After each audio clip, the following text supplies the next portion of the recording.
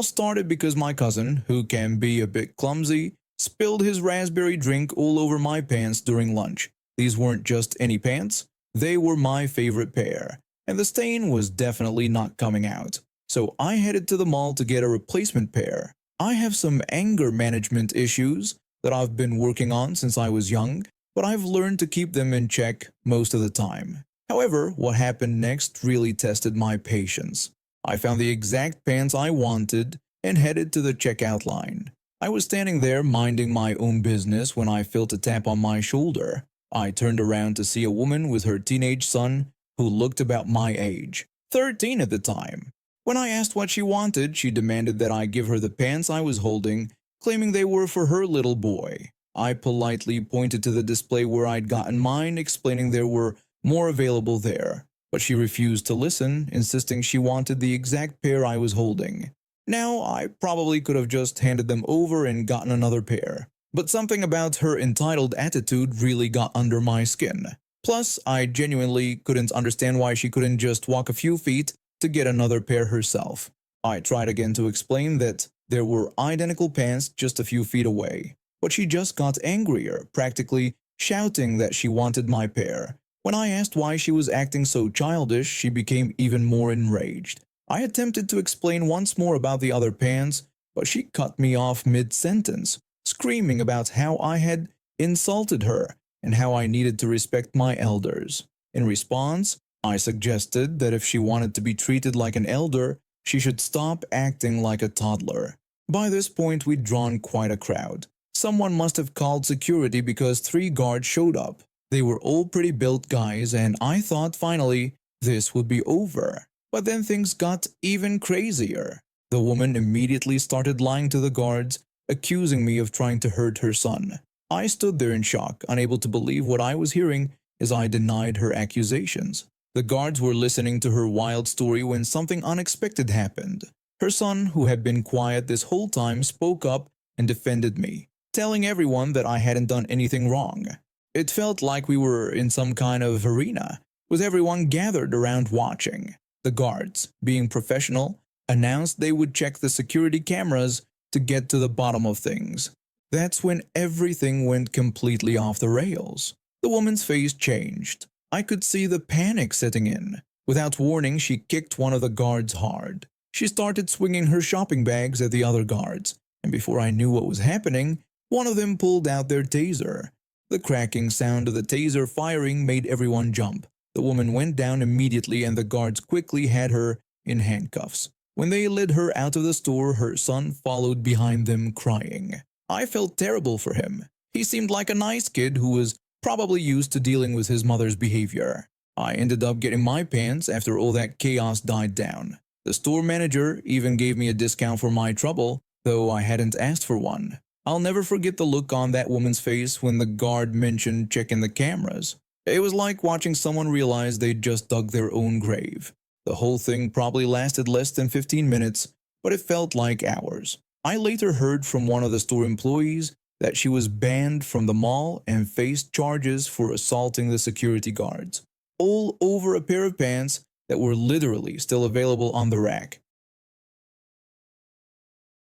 I've always struggled with sensory overload and social interactions due to my autism. After years of being on waiting lists and going through evaluations, I finally got approved for a service dog through our national program. That's how I met Knox, my beautiful 1-year-old service dog who has changed my life completely.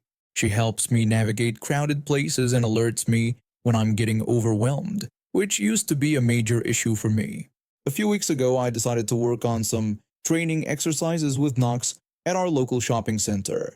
The goal was to practice maintaining my composure while shopping, something that used to be nearly impossible for me before Knox. We were doing great and I was actually enjoying trying on different alternative clothes, hoping to find something that matched my style. Everything was going smoothly until we entered this alternative clothing store. I was browsing through some shirts when I felt someone tap my shoulder. I turned around to see a middle-aged woman looking at me with clear disapproval. She immediately started lecturing me about how dogs weren't allowed in the stores. When I expressed confusion, she got more aggressive, demanding if I had even heard her and insisting that I needed to leave. I tried pointing to Knox's vest, which clearly displayed her certification label and program name, attempting to explain that she was a service dog. But before I could finish my sentence, the woman cut me off. She started claiming that I clearly wasn't disabled or autistic since I could talk, and threatened to call security to get me banned if I didn't leave. I tried to plead with her to excuse me, but she refused to listen, declaring that she would personally walk me to the exit to ensure that both my dog and I left. That's when everything started going downhill. Knox noticed my rising anxiety and alerted immediately. The fluorescent light suddenly seemed 10 times brighter, and every noise in the store felt like it was drilling into my skull. I could feel tears streaming down my face as Knox positioned herself between my legs, trying to provide comfort. Through my tears, I kept begging her to go away, but she just mockingly told me to grow up. Her voice started becoming distorted, like I was underwater. The sensory overload was getting worse by the second. When I tried to sit down to ground myself, she grabbed my arm, which caused me to scream at her not to touch me. My shout drew quite a crowd, and finally, a security guard appeared. Having Knox there helped me regulate enough to understand what was being said. The guard asked what was happening, and the woman immediately launched into accusations about me being a faker who had scammed the program to get a service dog for autism. She even claimed her child, who she said was truly autistic and nonverbal, would benefit from the dog more and demanded to have it. While she was ranting, I felt her yanking on Knox's leash. Acting quickly, I unclipped it from Knox's collar and held on to her harness instead. My sweet girl stayed right in front of me, offering comfort through gentle snuggles and kisses. The woman became outraged and demanded the security guard do something about it. The guard asked me if Knox was indeed a service dog, to which I managed to confirm through my distress.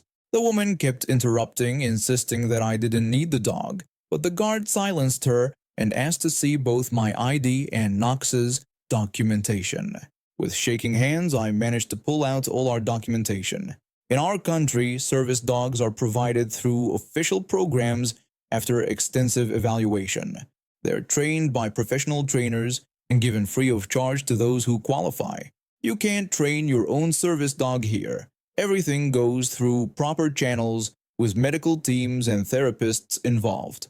The security guard carefully checked our papers before handing them back and telling me I was free to go. The woman became even more agitated, protesting that it wasn't fair and repeating that her child needed the dog more than an adult did. When the guard ordered her to return my leash and leave, she refused, claiming the leash belonged to her service dog that I was supposedly holding. The guard had to warn her that if she didn't return the leash, they would call the police and charge her with theft. Instead of complying, she tried to run away with my leash. The security guard caught up with her quickly and detained her until the police arrived. I had to call my family to come support me through filing charges against her, as I was still pretty shaken up and struggled with these kinds of procedures. The police ended up charging her with theft and harassment. Later, I found out through the store's management that she had been banned from the entire shopping center. Apparently, she had a history of harassing people with service dogs, claiming her child needed them more. The shopping center security implemented a special protocol after this incident to better protect service dog handlers from harassment. I'm a high school student, and like many others, I was doing my back-to-school shopping with my dad at Walmart. We're a pretty average family. Not rich, not poor, just getting by like everyone else. I'd saved up some money from my summer job at the local movie theater to buy myself some decent headphones. Nothing too fancy, but good enough to help me focus while studying. That one day, we were actually making a return trip because the backpack we'd bought earlier turned out to be defective. The zipper was completely broken, making it useless for carrying my textbooks and laptop. So there we were, heading to customer service, and that's when everything went sideways. When we approached the customer service desk, we immediately noticed this woman causing an absolute scene. She was screaming at the poor employees behind the counter about some headphones being out of stock. She was yelling about how she'd driven 2 hours to get these headphones emphasizing the 2 hours part repeatedly and demanding to know why they didn't have them in stock.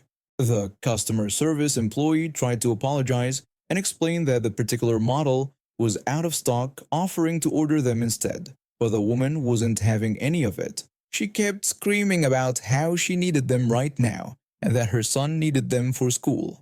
I looked over at her son, who looked about my age and was absolutely mortified, trying to make himself as small as possible. I felt bad for him, so I put on my own headphones and started watching YouTube videos to distract myself while we waited our turn.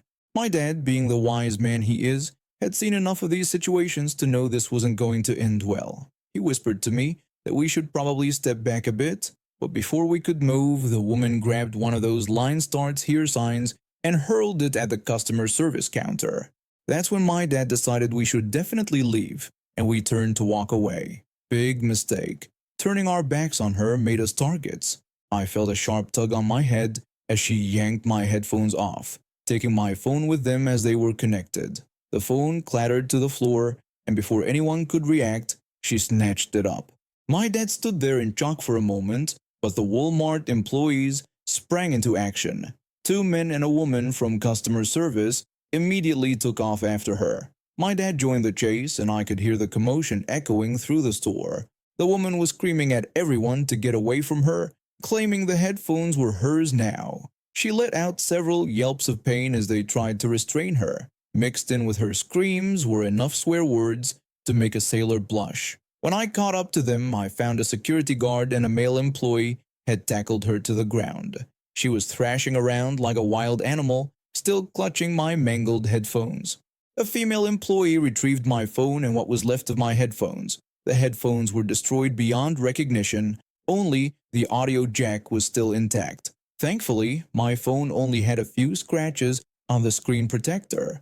The woman was still screaming now about how they couldn't do this to her and that she needed those headphones, trying to justify herself by shouting about her son's perfect grades.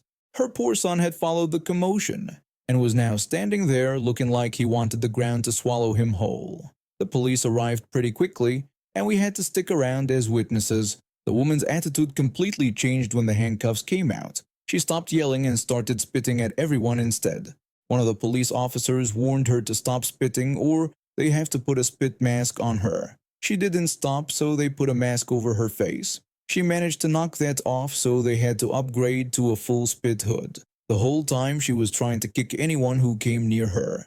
While the police were taking statements, I learned that the headphones she'd originally wanted were some expensive gaming ones that Walmart didn't typically stock in large quantities. She'd apparently seen them on the website but hadn't bothered to check if they were actually available at this location. The police told us she'd be facing charges for theft, disturbing the peace, and destruction of personal property. Walmart gave us $30 as compensation for my destroyed headphones, which wasn't nearly enough to replace them, but at least it was something.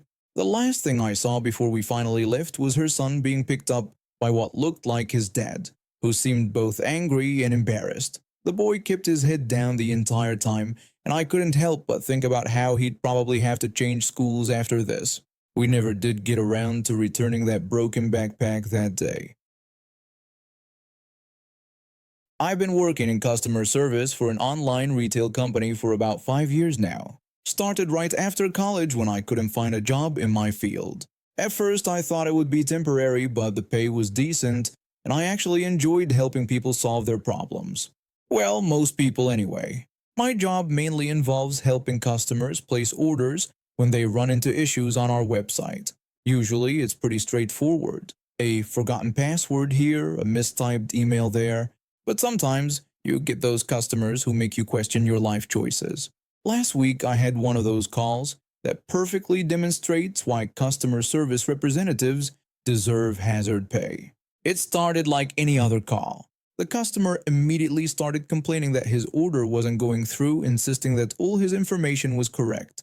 The frustration in his voice was already at level 10, even though we'd just started talking. I took a deep breath and went into problem-solving mode.